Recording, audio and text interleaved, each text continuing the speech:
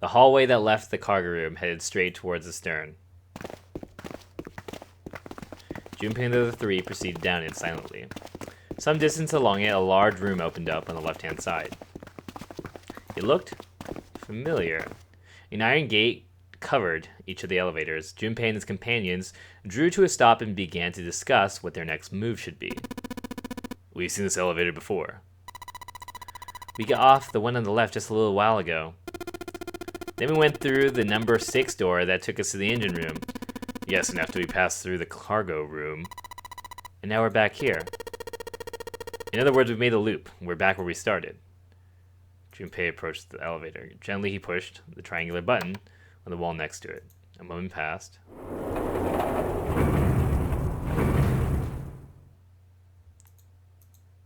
The elevator door opened.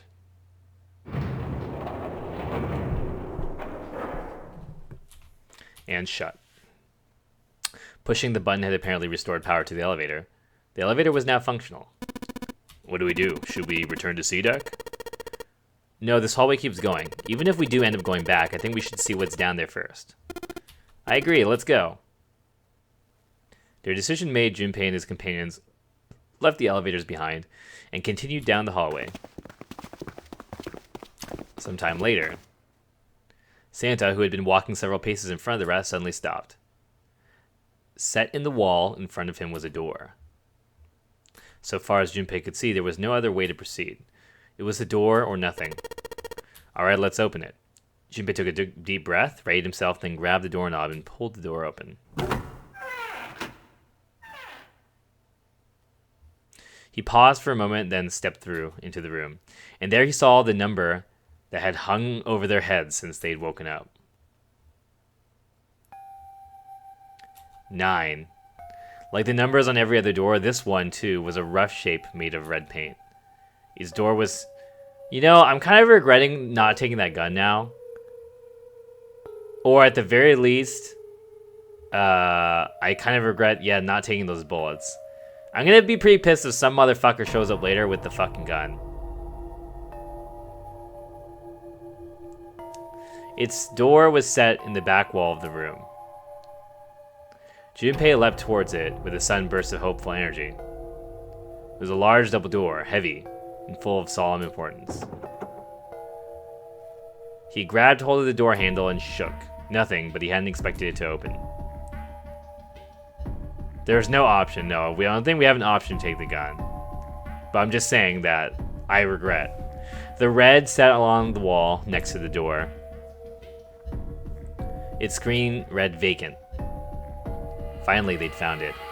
Junpei felt himself overwhelmed by a torrent of emotion. At last, they'd found the exit, but cold gripped his heart, and he knew all too well why, as he stood, frozen, unsure what to think or feel. That boy! Look! Behind you! He spun around, and couldn't believe what he saw. It was a door with the number 9 written across it. Was there a second door? Why? Junpei's voice was barely audible, even to himself. He stumbled towards the second door, as if somehow compelled. It was a small, single door. It sat in the starboard corner of the room, on the same wall as the door they'd entered from, but in the opposite corner. 9. There was no mistaking it. A red sat on the wall next to this door as well. Junpei shook the door handle pointlessly and muttered to himself, Why the hell are there 2 doors? It was Santa who answered. There were always 2 doors. Just think about it. Zero never said there is only 1 door with 9 on it. It is hidden, but an exit can be found. Seek a way out. Seek a door that carries a 9. Of course, we just assumed that there was only 1. After all, why would there be more than 1? Oh, man. Junpei was stunned. Zero's trick had taken him completely by surprise. There were 2 doors. That meant that all 9 people who had met in the central staircase could escape and leave no one behind. Now the reason for the bracelet numbers being 1, 2, 3, 4, 5, 6, 7, 8, 9 was clear.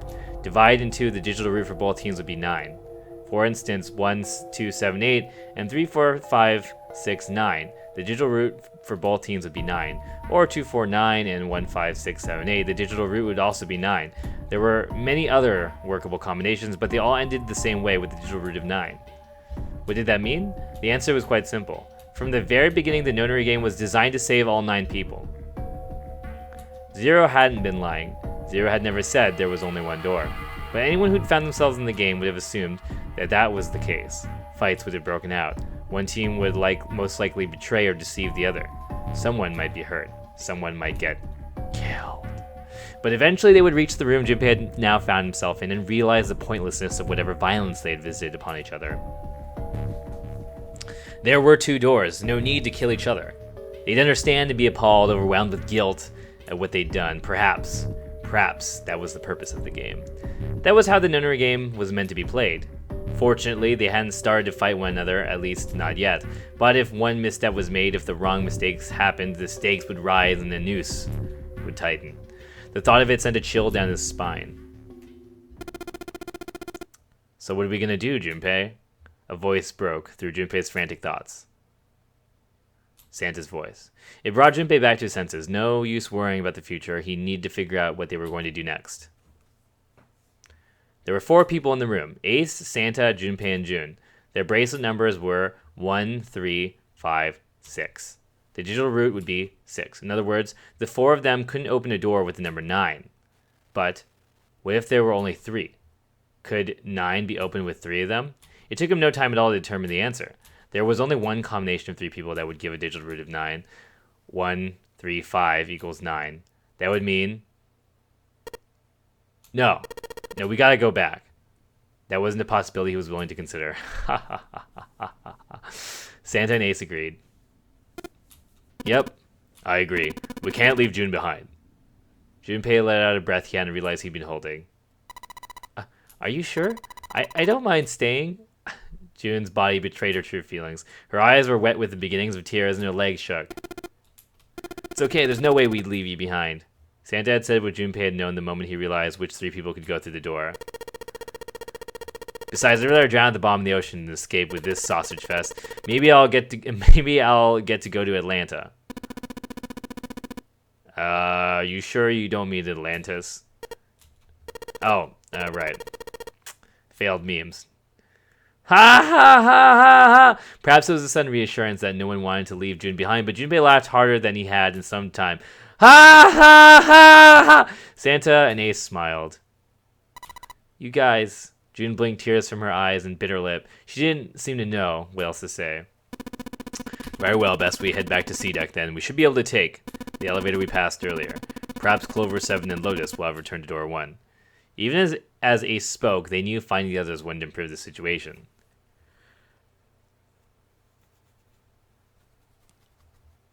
I mean, they're basically, like, fucked because they can't all go through the door still. I mean, well, they should be able to find a combination that works, hopefully. Oh, never mind, I guess not. Ace knew it. They all knew it. I didn't know it. But there was nothing else they could do. They would find the other 3 and search for another solution.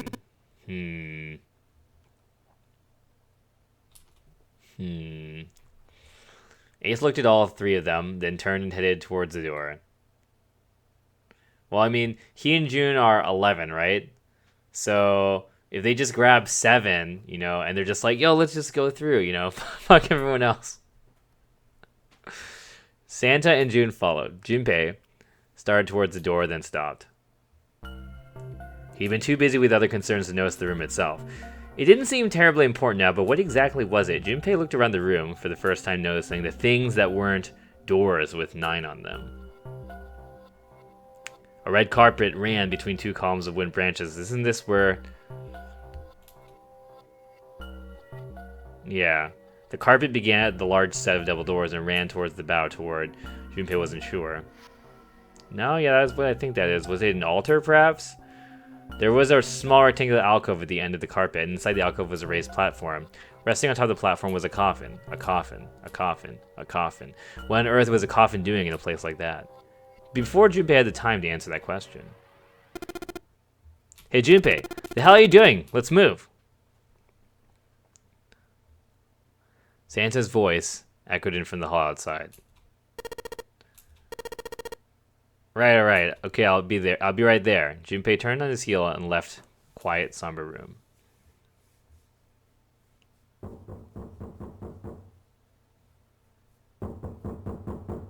What?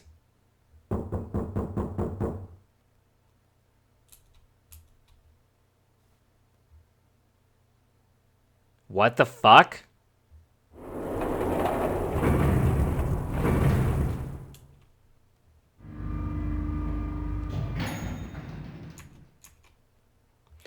They took the elevator up to the C deck. Once there, they headed back toward the main hall and the central staircase. It didn't take them long. Junpei found Seven and Lotus waiting for them. They didn't look happy.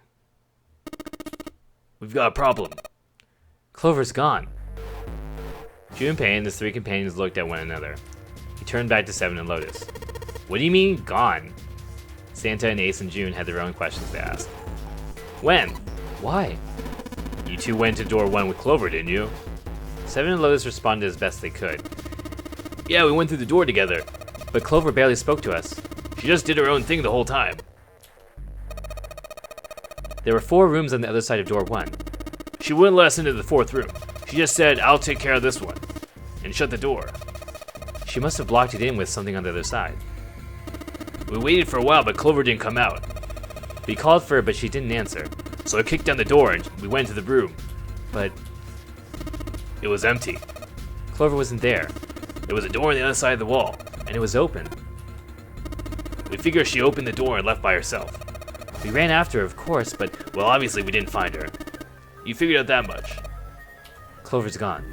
Junpei thought for a moment. When did this happen? We got here right just before you.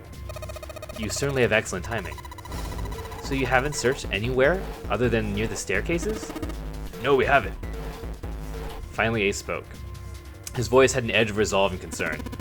Very well then, we'd best separate and look for Clover. We haven't had much time left.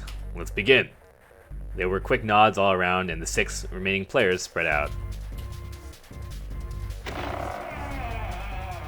Junpei and June ran into the central hospital room and looked around. She's not here. No, she isn't. They searched a little longer, but with no luck. They couldn't find Clover. Finally, they gave up and left the central hospital room. Slowly, they made their way back to the hallway. At last, I wonder if we're getting tricked, because they didn't say about what they found at the end of where the room they went in. Alright, I'm thinking we should probably split up. Oh god. I hide up the stairs and take elevator down to E deck. June, you can take the stairs up to B deck. Alright, that sounds good, but what? Could you stop calling me by that codename when we're alone? Huh? Oh, sure, right. I'll do that. There was a reason Junpei persisted in calling her June, even when they were alone. Although perhaps not the best reason. He was embarrassed to call her by the nickname he'd used when they were children.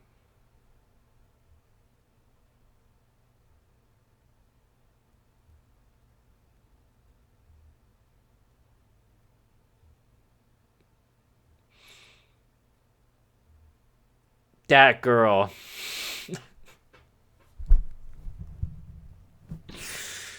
That girl. 9 years ago, it came naturally after all. They were children. But now that they were adults, it felt strange. Regardless of what he might hope for, to call a woman he wasn't dating by such a childish nickname felt odd to him. Of course, to call her Miss Kurashiki would be even more awkward, and simply Kurashiki would seem a little brisk. And although he couldn't put his finger on it, Wyatt felt somewhat forward to call her Akane when they hadn't seen one another for so long. In short, it was simply easier for her to call her June and leave it at that. Alright, I'm going then. Yeah, be careful, that girl. June, or perhaps more appropriately, Canny, blushed and smiled. You be careful too, dat boy. Yeah, got it. Take care. Junpei looked after her for a moment as she ran up the stairs and turned around and took off for the hallway.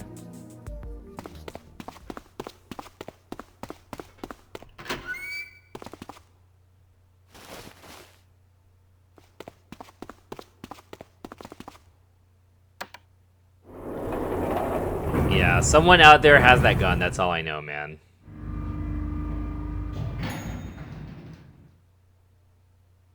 Tragedy always strikes when one least expects it. Well, if it's striking now, I'm definitely expecting it. But to wait for a man to stand before striking him down seems almost crueler than dealing with the fatal blow while he lies on the ground. A light in the dark place, June's smile had given him hope, both for escape and possibly for something else. It was that hope that raised his spirits just enough that they might soon be fully dashed. He opened the elevator door, and there she was. A woman sat slouched against the wall. Lotus. Junpei felt his blood turn to ice. Her body was limp, and her skin smooth and pale as always. Oh, shit! Was covered in bright red blood. Junpei felt his chest constrict. He couldn't breathe. His legs began to shake. A slow, cold drop of sweat trickled down his back. Is that a gunshot? He felt his stomach somersault. Junpei's mind went blank. All his thoughts replaced with endless, hissing white. Driven by a little more than instinct, he began to walk towards Lotus slowly. Each slow movement of his stiff limbs brought him closer to her corpse. Finally, he stood next to her. Robotically, he bent down and put his hand against her neck. There was no pulse, no rise and fall of breathing. She was slightly warm. Something, somewhere in Junpei's shaken mind told him that meant she had been killed recently. Yes, Junpei thought, his mind slowly returning. She had been killed. Someone had killed her. There was a deep cut on the left side of her chest. Blood still oozed from it, though clearly her heart had stopped beating some time ago. The weapon had been a knife then. Perhaps she had been stabbed in the heart once. She would have died immediately. He took little comfort from knowing she must have suffered very little. Only then did Junpei notice Lotus's bracelet was gone. What? Let us discuss how to remove bracelets. There are only two ways to do so. 1. You escape from the ship. 2. Your heart rate reaches 0. In other words, once the bracelet is taken outside the confines of the ship, or detects that the wearer's heartbeat has fallen to 0, it will shut down immediately. Was that why the killer had ended Lotus's life? So that they might have the number 8 bracelet? If that was true, then the killer was whoever wanted the number 8 bracelet. Or perhaps more accurately, the person who would gain the most by obtaining the bracelet number 8. Who was that? Who would benefit the most from the number 8 bracelet? The thought had only entered Junpei's mind when he heard a noise. A sound like a sharp knife cutting through wet meat. It struck him as strange that the noise came from inside his own body. A moment later, the pain hit him. It wasn't merely pain. There was heat. Extreme heat as well. He felt as though molten iron had been splashed against the side of his body. God damn it! Finally, his brain made the connection. He had been stabbed. But where? His body was quickly going numb. He couldn't tell where the knife had met his flesh. Given the circumstances, however, he had most likely been stabbed in the back. Whoever had killed Lotus had now done the same to Junpei as well. God damn it. Ugh. His voice was a little more than a weak groan. With what little strength he had left, Junpei turned his body, trying to catch a glimpse of his attacker. But as he did, the knife dug itself deeper, twisting viciously. Ah! He collapsed to the floor, a puppet with his strings cut. His arms and legs lay where they fell, oddly twisted and awkwardly positioned. Junpei's body was entirely numb. He could feel the blood leaking out of him, but nothing would move. Nothing save his eyes. As he lay on the floor, his life ebbing away, Junpei finally saw his attacker. 2 tiny images of the attack of the killer reflected in his eyes. With that recognition came nothing. He felt no emotions, not anger, not sadness, not regret. The paralysis that had claimed his body had reached his mind. His killer glanced down at his body.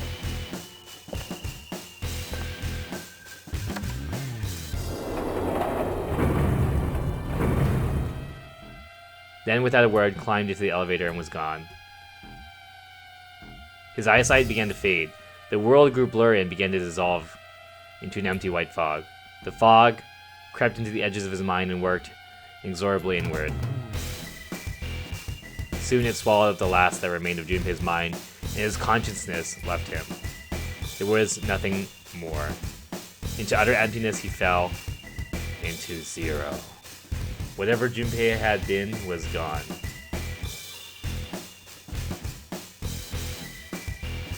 Fuck! What the fuck?!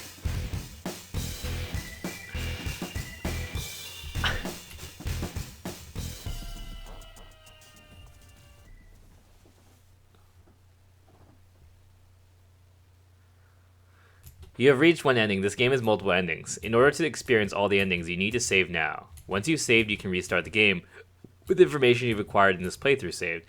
Once you begin the game again, you can skip through text you've already seen. Simply press right on the control pad to fast forward through the lines you've already read. Once you've reached lines you haven't seen, new choices will automatically stop. Memory of Escape has been added to the title screen. Memory of Escape enables you to play the stages you have completed. It is recommended to save after this in order to unlock Memories of Escape.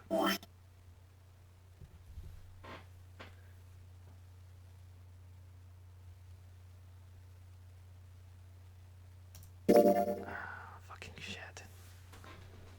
So I guess save staying doesn't help either. Save complete from the title. God fucking damn it, man.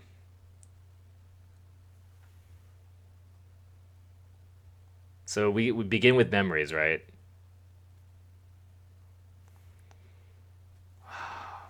Fuck.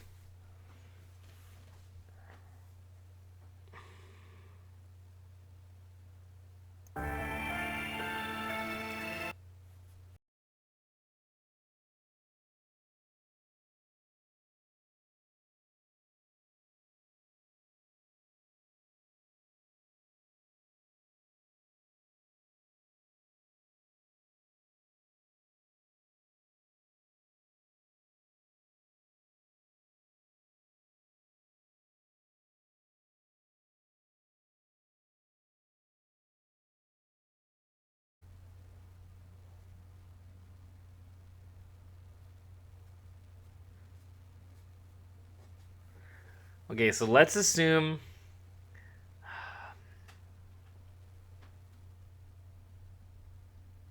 Where'd they get the knife from?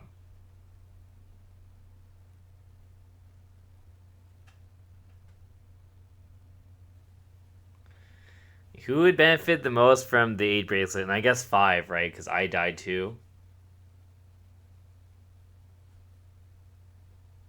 So I guess, really?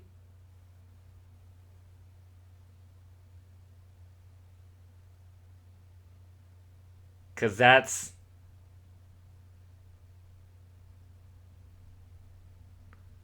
doesn't make any sense.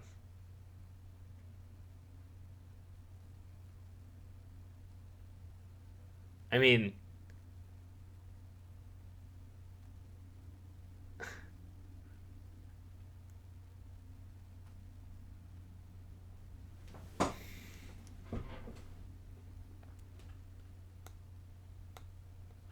five killed, 5 confirmed. He-10, please.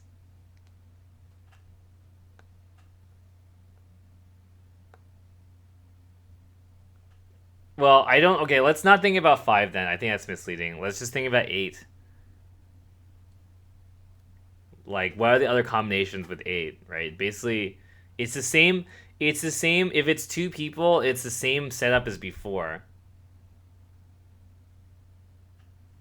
Because you need 18, right? So it needs to add up to 10, which is the same as the people who would have killed. It's the same as the same people who killed Snake, basically.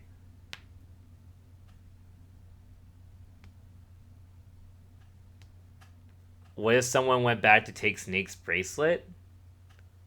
So you have 2 and 8. So that doesn't make sense either. That doesn't. It doesn't even make sense. They shouldn't work. Like, it shouldn't. Like, how are you supposed to use that bracelet? We haven't even talked about this yet, but it's like, if they don't take, well, okay, if they take the 5 bracelet and the 8 bracelet to make 13, then they basically need to add up to 5. So it's gotta either be Clover and Ace. It's gotta be Clover and Ace, basically, right? Because, yeah. So it could be Clover and Ace, or the knife was from when you had cut the meat.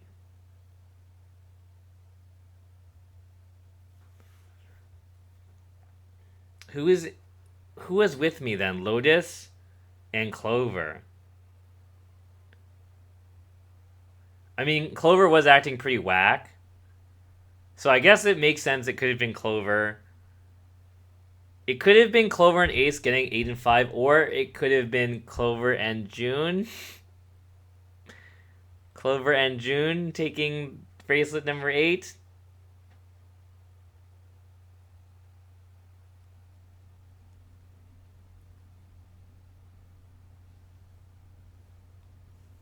If they took Snake's bracelet, it would be Santa. What? Well, no. I mean, I'm assuming that there's two people, because so I think still that there are two people in on this, not one. It doesn't really make sense, because yeah. So I'm saying if there's two people plus the 8 plus the 5, right? You want to make 18, and 8 and 5 is 13, so it needs to add up to 5, the other two. So Ace and Clover makes the most sense. Clover also had the knife. Clover was also acting weird. I mean, maybe Ace had a long ploy with the whole going to sleep shit. I don't know. Clover and June were also possibly suspects. But Clover and June seem so whack. What about bracelet number 9? Yeah, I don't know. But okay, let's just keep moving forward. Still too many unknown things.